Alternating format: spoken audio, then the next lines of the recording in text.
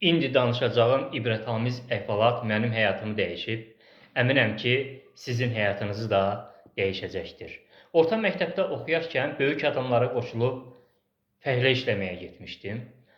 Amma yaşım az olduğu üçün və həm də fiziki cəhətdən də zəif olduğum üçün böyük adamlarla eyni yükü qaldırmağa gücüm çatmırdı. Amma əlimdən gələni edərək, qaldıra bildiyim ən ağır yükü qaldıraraq fəhlə yoldaşlarıma kömək etməyə çalışırdım. Amma bu fəhlə yoldaşlarımı qane etmirdi. Onlar etiraz edirdilər ki, bu uşaq biz qaldırdığımız çəkidə yükü qaldıra bilmir.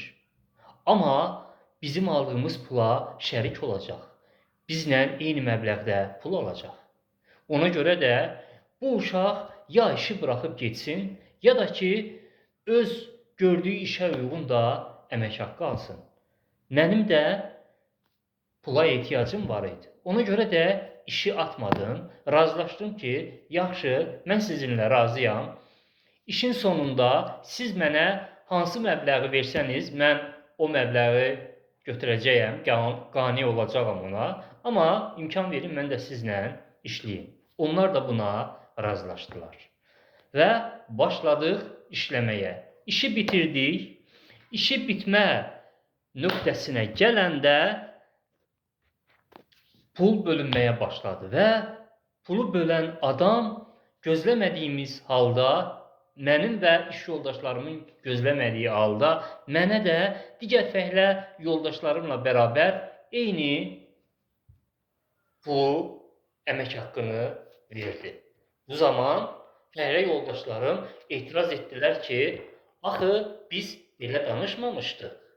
Bu uşaq bizimlə eyni yükü qaldırmadı axı. Bizimlə bərabər eyni məbləğdə pul alması ədalətli deyil. Bu zaman pulu bölən adam da çox ədalətli və adil adam olduğu üçün üzünü fəhlə yoldaşlarına tutub dedi. Doğrudur.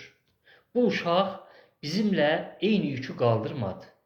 Amma bizimlə eyni əziyyəti bu uşaq da çəkdir. Bizim gücümüz 50 kilo qaldırmağa çatdı. Bu uşağın isə gücü 5 kilo qaldırmağa çatdı. Və bu uşaq əlindən gələni etdi ki, gücü çatan o 5 kilonu qaldırsın. Doğrudur. Bu uşaq bizimlə eyni çəkidə yük qaldırmasa da bizimlə eyni əziyyəti çəkdi. Bizim alnımızdan nə qədər zəhmət təri axdısa, bu uşağın alnından da o qədər zəhmət təri axdı. Ona görə də bu uşağın bizimlə eyni məbləğdə zəhmət haqqı alması tam ədalətlidir. Biz isə burada zəhmət haqqını bizim aldığımız pul isə zəhmət haqqının qarşılığı olduğu üçün bu uşağın da bizimlə bərabər eyni məbləğdə zəhmət haqqı almağı tam ədalətlidir. Təbii ki, digər fəhlə yoldaşlarım da həmin adil və ədalətli fəhlə yoldaşımın fikirlərini hörmət etdilər və bununla razılaşdılar. Həmin vaxt mən də onlarla bərabər eyni əmək haqqını, zəhmət haqqını aldım. Amma həmin o adil və ədalətli fəhlə yoldaşım pulu bölən mənə aldığım əmək haqqından daha dəyərli bir şey dərs verdi. O bundan ibarətdir ki, gördüyün hər bir işdə əlindən gələnin ən yaxşısını edərək gücün çatdığı ən ağır yükü qaldırmağa çalış. Ola bilsin ki, sənin o yükü qaldırmağa tam gücün çatmayacaq. Amma hər zaman əlindən gələnin ən yaxşısını etməyə gücün çatacaq. Əgər sən qulpundan yapışdığın hər bir işdə gücün çatanın ən yaxşısını etməyə çalışsan, həyat da həmin o ədalətli insan kimi davranıb sənin zəhmətini mütləq qiymətləndirəcək.